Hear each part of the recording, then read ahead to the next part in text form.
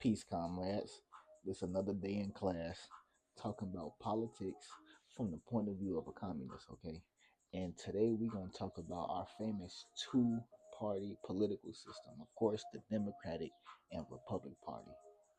Now, from the eyes of a communist, okay, these two political parties are just a perfect example of the battle of the bourgeoisie. Okay, so in this video, we are going to talk about historically how this is accurate. Okay, we are going to talk about historically who the Democratic Party is and who the Republican Party is, the Republican Party, and what specific um bourgeoisie class they represent and how they represent them even till this day. Now, the bourgeoisie or the bougie, as black folks like to call them, that is the ruling class that owns the means of production. So they own banks, they own media companies, financial firms, things of that nature. Whereas the proletariat is the worker who has to sell their labor to survive.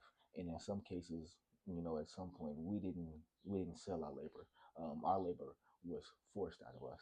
Okay, so historically speaking, getting straight to it, during the Civil War era, okay, the Confederates, their political party, ironically enough, is the Democratic Party. Okay, see, in the Civil War era, the Democratic Party had a stronghold in the South.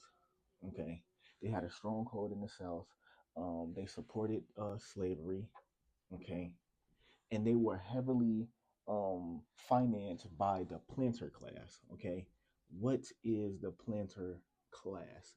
The planter class is plantation owners, okay, landowners who own slaves and these things of sorts. So when we are talking about historically who the Democratic Party is, they are the Confederates. They supported slavery, they supported state rights, and they were economically financed by the planter class, by slave owners themselves. Okay, so historically speaking, the Republican Party, okay, is the Union. Abraham Lincoln was the first Republican president of the United States ever. Okay, and so at the time during the Civil War era, the Republicans they supported wage labor.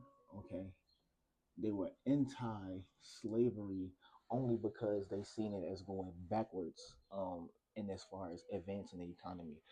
They supported national infrastructure, okay, um, and they wanted to expand industrial capitalism. Okay, and so how the Republican Party at that time or the Union was financed, it was financed through banking companies, railroad companies, and this is where the wealth of the party came from.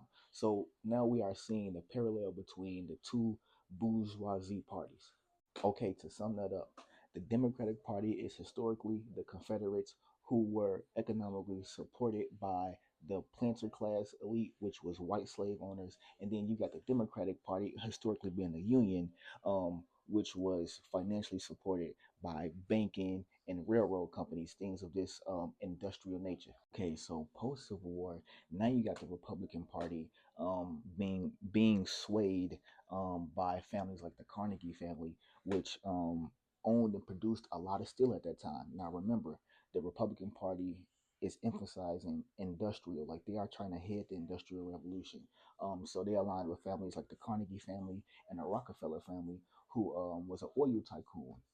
Okay, and as far as the Democratic Party, post Civil War, they were kind of split into two. Okay, because in the South, you still got the Democratic Party being heavily influenced by the planter class, by white slave owners, white landowners.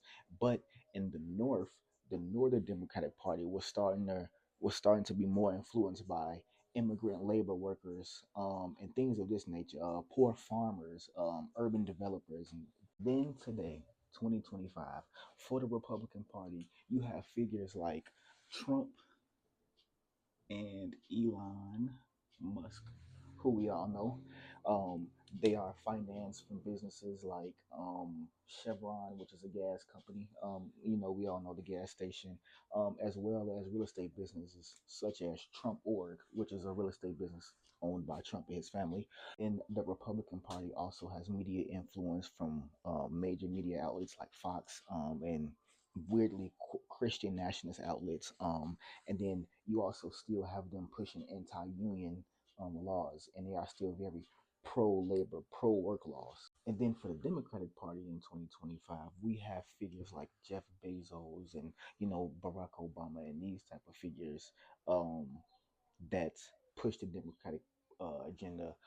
They are backed by companies like Apple, J.P. Morgan, um, Amazon. These type of I would say very corporate superpowers in a way. So all in all, from the Civil War up until now, what we have been watching is the bourgeoisie battle for control, for power, and for wealth, while we, the people, the proletariats, the workers, have still only been a commodity. Our interest has never once been discussed in this video or throughout any of their historical battles and debates.